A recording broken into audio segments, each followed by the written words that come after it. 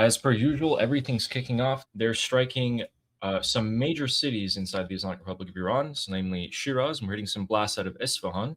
So we're looking at the central part of Iran, the middle part, much more inland, as long as the entire southern coast is now once again receiving another consecutive, I think, 10th or 11th night of bombing. In response, right now, we're getting news as of 3 minutes ago that the IRGC missiles in retaliation are striking Kuwait, Bahrain, but also Jordan. And some preliminary reports that perhaps these missiles are also striking more housing units for the United States troops in the Jordan base.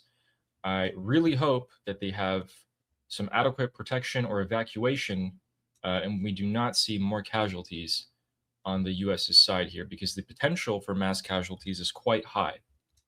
These housing units, or CHUs as they call them, are not equipped whatsoever to handle any sort of bombardment, much less ballistic missiles. Armin, have you heard anything today that's out of the usual in terms of the Islamic Republic? I mean, I have heard many unusual things, which is usual for the Islamic Republic. But you need to be more specific. What's the headlines coming out of the Islamic Republic that you've seen today? Anything interesting? Well, right now, there's a huge reaction to Araghchi's interview. There's a lot going on about that. Like, that was a bombshell. Everybody's talking about that. But did you have something else in mind? It turns out that the interview was an hour and a half long. I thought it was Yep. 5 minutes. No, And I no. was listening to Morad Vaisi last night, and he brought some really interesting points about that interview. I don't know if you listened to him as well, but guys, the foreign minister of the Islamic Republic interviewed yesterday, and he said a lot of things. Of course, he said them on purpose, but it looked like he wasn't supposed to say them. So he actually fully stated that the leadership of the Islamic Republic right now, the IRGC commanders and the other officials, they're hiding in tunnels. And in the tunnels, once they go in, they can't come out for a few days because they're worried about they got fined out because of the Mossad spies. Then he stated that those infiltration at the highest level of the IRGC leadership and decision making, so we're talking the top 10, top 20 people, and not just the lowers. So, I mean, he actually said when these people are in the tunnels, you'll find this interesting. So there's some similarities with Hezbollah.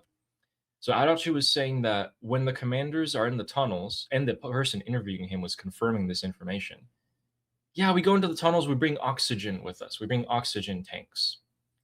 And that's because Nasrallah, the former leader of Hezbollah, the way he died was they bombed his bunker and the bunker closed. You couldn't get out. But also, none of the other terrorists could get to him to clear out the bunker. So he actually ended up suffocating in there. And these IRGC commanders Slowly. didn't want that to happen to them too. So they're going to Yeah. die. They're fearing that they're going to die just like those terrorists, but in their home country. And this is something that they never would have thought would happen to them. They're terrified. They're terrified. Yeah, absolutely. So we actually have some images to show you guys about the explosions. Oxygen is very explosive, guys. So from a physics level, you could technically pump a lot of oxygen into these tunnels or Pickaxe Mountain or whatever, and pressurize that oxygen in there, and just get a little lighter, like in the movies, and chuck it behind you right into the chute. And yep, that mountain's gonna be flying soon. So we have some of the images here, and I would like to show you guys that. If it would let me. Let's get this copy post link. And then we'll go into the map and show you guys all of the other things that are happening as well. So, Armin's favorite city in Iran is currently being bombarded. Oh, no. Well, the mountains. So it's not the actual city, guys. It's the mountain industry and missile cities that are around the city. These have not been hit. This is the first time that we're seeing images of these explosions coming out. This is 100% verified. A ton of people in the city got to hear it, and they're saying three things. They're saying the car industry that produces cars and trucks has been hit. the electronics producing industry has been hit, and they believe that there's some sort of missile city there as well. And it's another type of uh, industry that was hit there as well. So much light going on here, guys. It's like 1 a.m. I think, yeah, it's 1 a.m. in the morning over there right now. They're getting hit. In addition to that, we're hearing more explosions out of Isfahan, but we don't know if these are blasts from the ballistic missiles launching or if it's explosions happening there. But we do know that Kuwait and Bahrain are being hit. Speaking of Bahrain, I actually started feeling a little bit of sympathy for Bahrain, like a tiny little bit, because, oh my God, why is it like it's not going Well, I in? feel a lot of sympathy for the people, not just the. Oh, yeah. The people for sure. The government, not really. Guys, so last night, I can just tell you, last night, no one in Bahrain slept. Not a minute. Not a single minute. Every 2 hours, there were ballistic missiles. There were interceptions. There was the US embassy telling people to clear out, that they're targeting downtown of the major city in there. And they did, and they scored direct hits. Bahrain and the rest of the Persian Gulf Arab countries don't like when you take videos and pictures of these kind of things. So they have put a huge tight lid and it's illegal. But, they still get out. Here's what's annoying me a lot. Armin, did you hear about Qatar again? Were they targeted again? No, so Qatar's not targeted at all. Qatar reached out to Witkoff and Kushner, and they're pressuring Witkoff and Kushner really hard to, as you guessed it, talk. Another country that's pushing for talks at the moment is your very own favorite stan, Pakistan. Shahbaz Sharif has ordered the Interior Minister of Pakistan to deliver a handwritten letter to someone in the Islamic Republic. Is it Mojtaba? Is it Ghalibaf? We don't know. I don't think they know either. But both sides are doing their best to draw the United States back to the negotiating table. And I'm not sure if it's going to cut it this time. Dan Kane and Brad Cooper are conducting operations, setting themselves up for a massive campaign across the entirety of Iran. And I don't know if you can really stop them at this point. I mean, think about the logistics that came into play. You pulled the USS Boxer here, 3,000 Marines. There's another 50,000 land troops comprising of the different Marine MOUs and the 31st Airborne. There is a pretty interesting image circulating right now, particularly among Israeli channels. And I'll just describe it for you right now. If you take a look at the map of Iran right here, the idea is that Israel and Iraq, and to a lesser extent Azerbaijan, attack the northwest and west of the Islamic Republic of Iran, while the US invades from Kuwait with the help of the Persian Gulf Arab countries and the entirety of the southern coast. And then, weirdly enough, Pakistan, because of their treaty with Saudi Arabia or something, invades from the southeast. Now, I've seen this image a lot, and I am very, very skeptical of that. I think it's low-key a little bit BS. What I did think was interesting, though, is that, well, you technically could land Marines, as Armin's been saying, in Shabahar here, and work your way inwards from there. But it's pretty hot down there at the moment, and the IRGC are counting on that heat for nothing to happen. Armin, do you think there could be a scenario where these Persian Gulf Arab countries or Pakistan actively join in with troops? Troops? What troops? Do they have troops? Did they get troops? I think so. I think they have a couple. 5?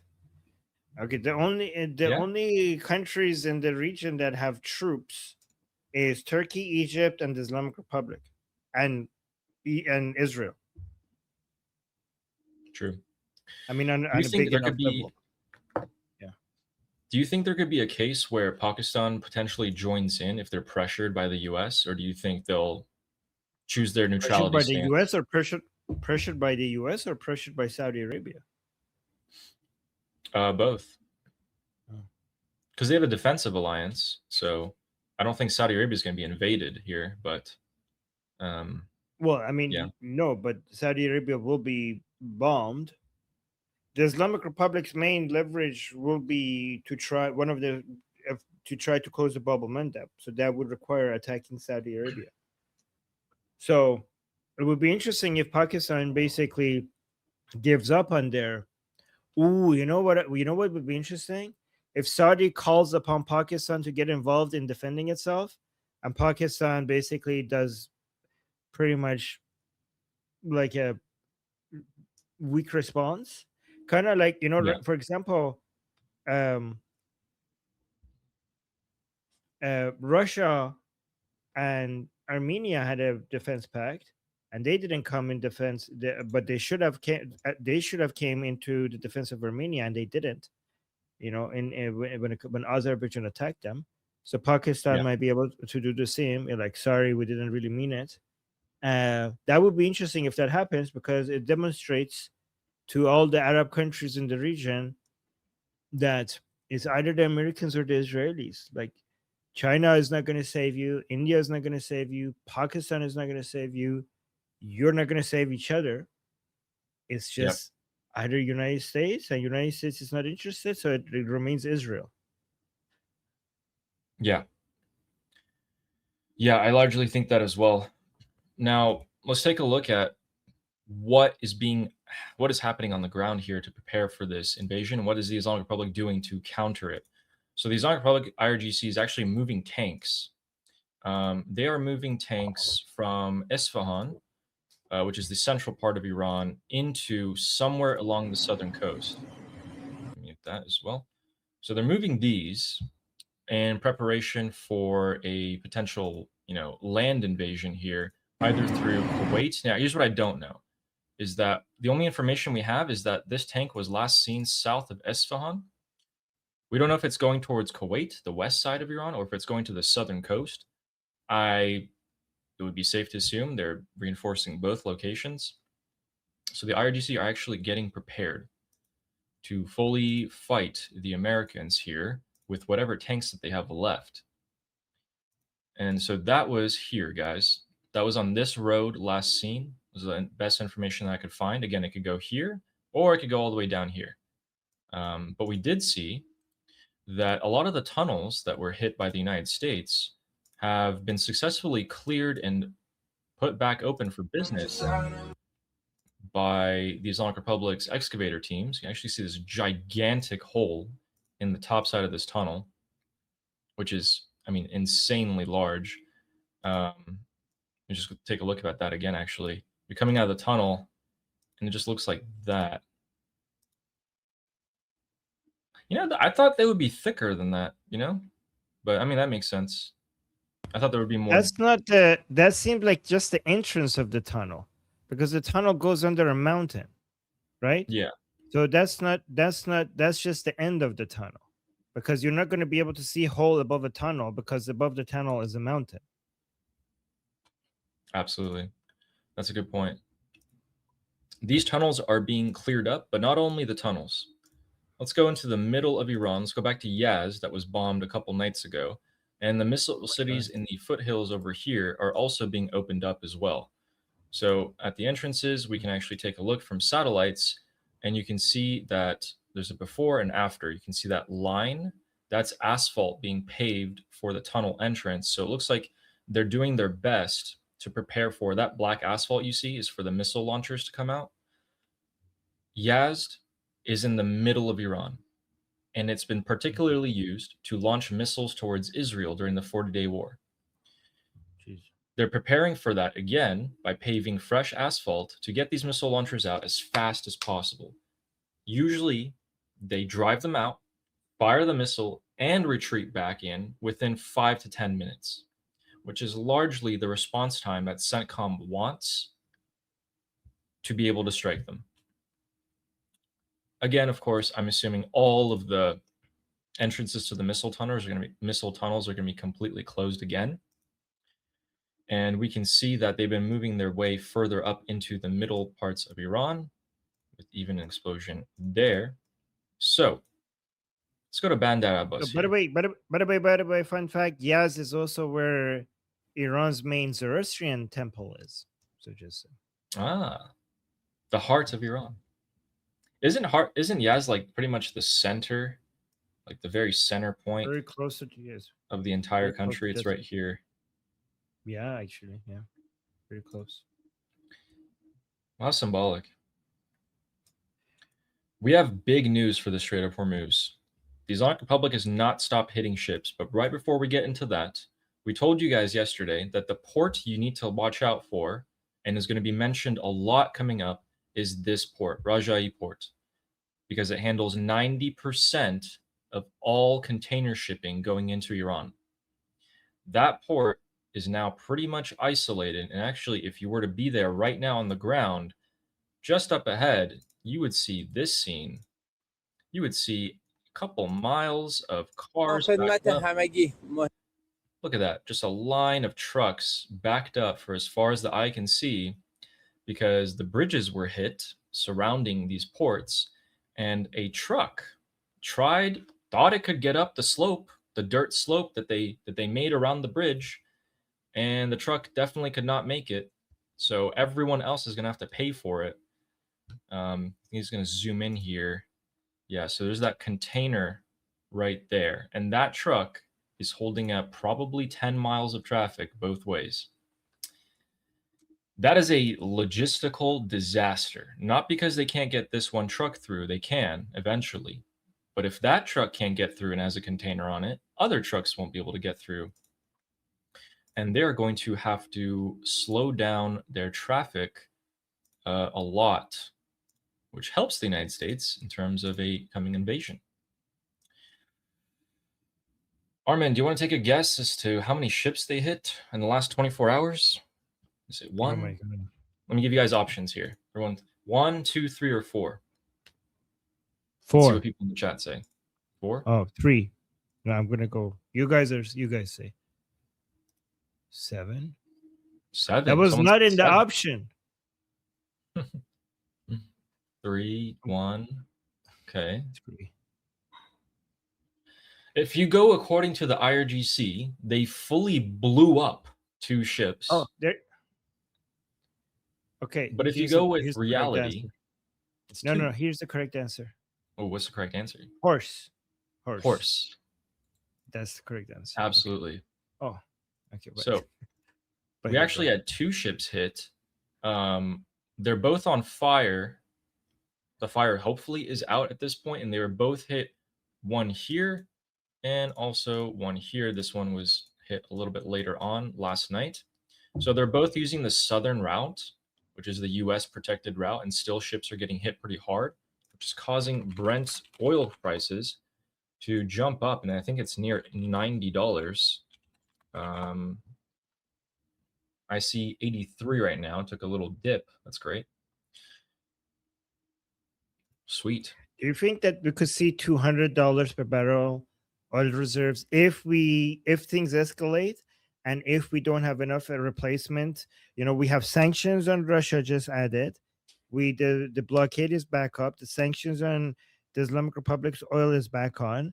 There is not that much of a there's not that many other places that we could get extra oil from to basically make up for the low strategic oil reserves. And we're seeing threats to bombardment as well, which could reduce exports from Saudi Arabia. Where we could see, if we get major escalations, we could see $200 per barrel oil prices. Do you think? I think, yeah, we could see 150 for sure, because as you just said, we don't have much oil reserves left. Most countries around the world are running on fumes. If this conflict prolongs, guys, I think gas in the US is already going back towards $4 a gallon on average. It's going to go much higher than that if this keeps on going. Wait, what do you ended think up about being the this? right answer? 3, 4 horse? So the UK MTO, the most official maritime trade organization in the world, said that 2 ships were hit. One was able to keep on moving, but the other one wasn't. And I think it was starting to be towed by some tugboats. But it looks like, still got some trouble down there. What was I going to ask you? What did you just say? We'll come back to Oil it. prices. Oil prices, Oil $200. prices. Oil prices. We will come back to it. Oh, I don't know how I forgot that. That's okay. never happened. Oh, U.S. gas prices above $4.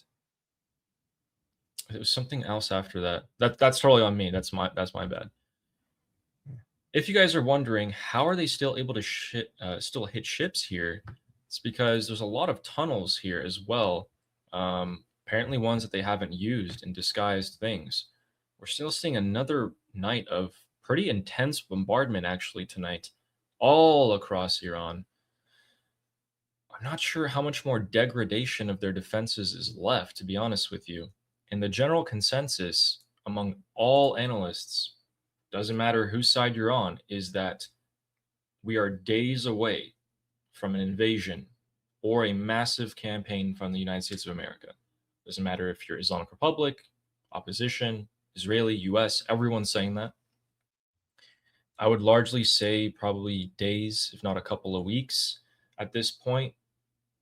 The Islamic Republic's strategy, as I was correct, was to wait for the midterms to start rolling out, which is a couple months away. And they ordered the Houthis to close the Bab el-Mandeb, which they came out today and announced that they will be doing so, but only against Saudi Arabia. Interesting. That's causing oil prices to go up as well as other costs of container shipping and everything like that, because now that area of the world is now labeled one threat higher, according to that. Why not? And why wouldn't they do it? Why wouldn't they start now? The crisis takes another couple of months. We reach midterms. It's a disaster. Can Trump afford to wait that long and incur more US casualties?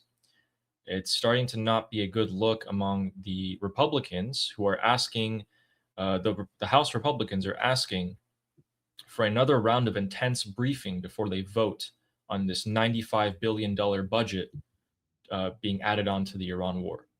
They're pretty sussed out. They want some more info. I don't know how much they're going to get because we haven't given them much so far. Rightfully so. They're pretty, a lot of them are pretty, what do you call it? Compromised, something like that. So let's keep our cards close to our chest here if I'm the Trump administration. Okay.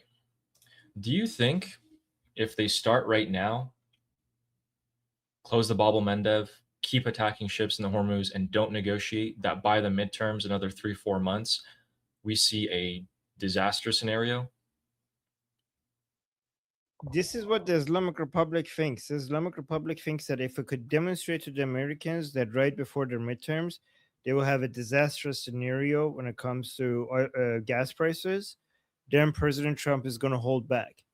This is what their entire strategy right now is focused on convincing President Trump that they could make, oil prices skyrocket and make it very, very devastating for the Republicans in the midterms.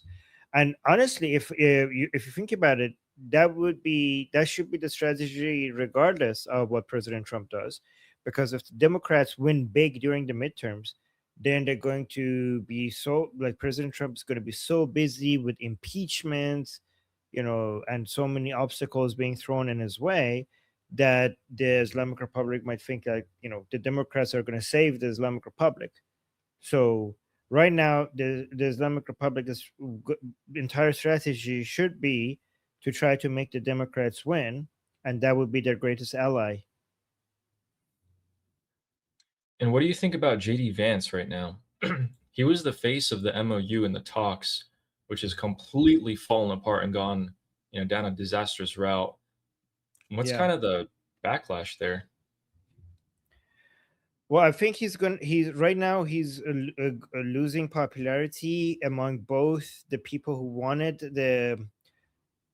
among three groups of people on the right: the people who wanted the MOU to work, the people who wanted the US to go fully against the Islamic Republic, and the complete isolationists. Like we have some people who wanted the MOU to work, but they're not completely isolationists, and then we have the isolationist anti-Israeli people. I think his popularity among all three is low. The people, the conservative right, that was traditional conservative right, that is interested in pushing back against U.S. enemies, they didn't like him to begin with. The people who are more interested in United States having some role, but also were hoping the MOU would work. He's shown to be a failure. Like JD Vance has shown to not be good at understanding international politics. He's proven that he cannot handle something like this. So among them, their popularity has gone down. Among the isolationists, he's being seen as more of a fake opposition against the Israeli lobby, because not a meaningful, like they considered him to be weak and also too wishy-washy when it comes to his most recent comments against Israel and intervention. So he's losing popularity in, I mean, things could change around for him in a positive way, but right now he had a huge lead over Rubio, and that gap has been severely is now a lot smaller than before. Yeah, it's a lot shorter than before. And Rubio's been pretty active here, setting himself up. He just met with the president of Lebanon, and today, for the first time, Lebanon, the US military, and the Israeli military are conducting joint operations in Lebanon to test out, can the Lebanese military, with the direction of the US, perform. So I guess we're going to find out pretty soon about that. We do have US troops in Lebanon. People feel, I think people fail to realize that. Well, we called this out a few weeks ago as the treaties were being made. In addition to that, did you see Baghai, or Baghai, whatever the hell his name is, the spokesperson, Barbarou. Bagbouri, the spokesperson for the foreign ministry came out and said something. It was a little different than his usual speech. There's a couple things in there. Okay, I took a listen, and he said, yes, we, the Islamic Republic, we can't trust the US because they're untrustworthy and they broke every single clause of the MOU, and that's why we don't abide by it anymore. But if the US wants to talk, I mean, we can talk. Yeah. These people They're keep trying bloodthirsty, to child-killing Zionists, but we can talk bubble talk with them. Bubble talk. Yeah. Sure. Okay, buddy. Very, very tough. You're a big boy now. Such a big boy. Big boy. Very tough. He Very even said, scary. they asked him, these Iranian journalists are asking him, they're like, hey, so are we really attacking ships in the Strait of Hormuz?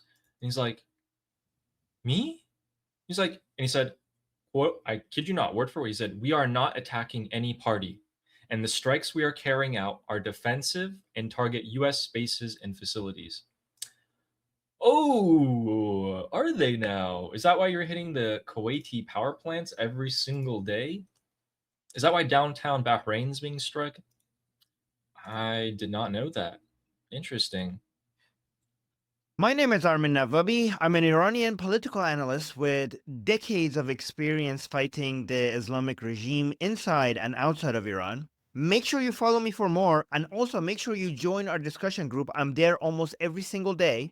Come talk to me there and the rest of the people there in our group calls. It's a great place to meet and talk to people who like talking about politics. The link is in the description and or in the bio. You could also get there by scanning the QR code on the screen. See you there.